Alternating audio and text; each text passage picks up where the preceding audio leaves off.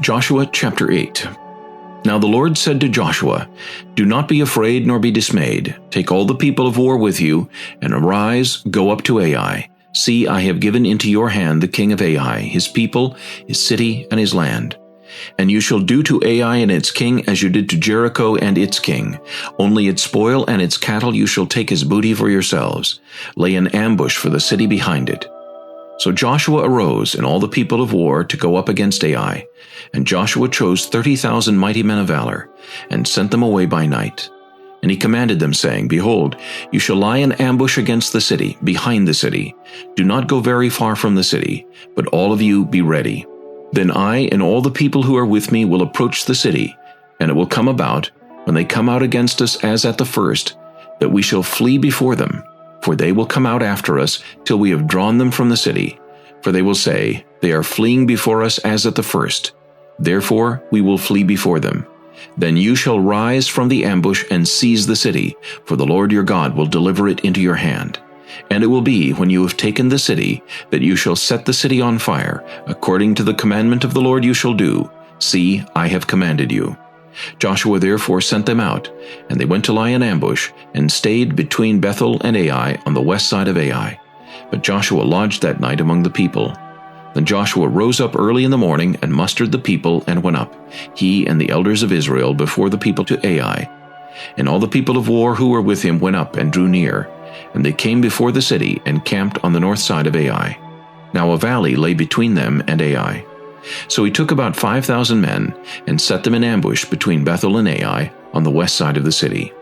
And when they had set the people, all the army that was on the north of the city, and its rear guard on the west of the city, Joshua went that night into the midst of the valley. Now it happened, when the king of Ai saw it, that the men of the city hurried and rose early and went out against Israel to battle, he and all his people, at an appointed place before the plain. But he did not know that there was an ambush against him behind the city. And Joshua and all Israel made as if they were beaten before them, and fled by the way of the wilderness. So all the people who were in Ai were called together to pursue them, and they pursued Joshua, and were drawn away from the city. There was not a man left in Ai or Bethel who did not go out after Israel, so they left the city open and pursued Israel. Then the Lord said to Joshua, Stretch out the spear that is in your hand toward Ai, for I will give it into your hand. And Joshua stretched out the spear that was in his hand toward the city. So those in ambush arose quickly out of their place.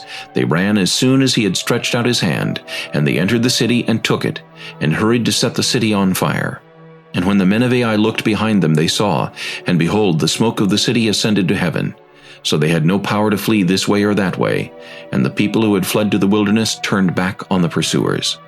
Now when Joshua and all Israel saw that the ambush had taken the city, and that the smoke of the city ascended, they turned back and struck down the men of Ai.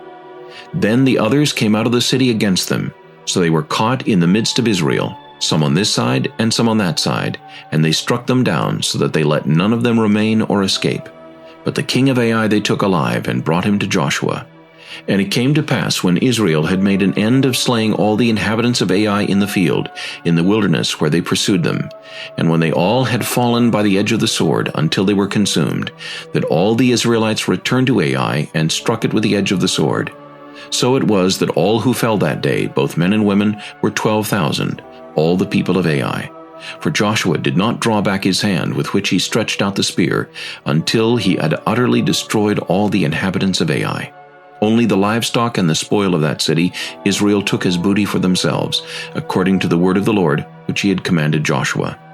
So Joshua burned Ai, and made it a heap forever, a desolation to this day. And the king of Ai he hanged on a tree until evening. And as soon as the sun was down, Joshua commanded that they should take his corpse down from the tree, cast it at the entrance of the gate of the city, and raise over it a great heap of stones that remains to this day. Now Joshua built an altar to the Lord God of Israel in Mount Ebal, as Moses the servant of the Lord had commanded the children of Israel, as it is written in the book of the law of Moses, an altar of whole stones over which no man has wielded an iron tool.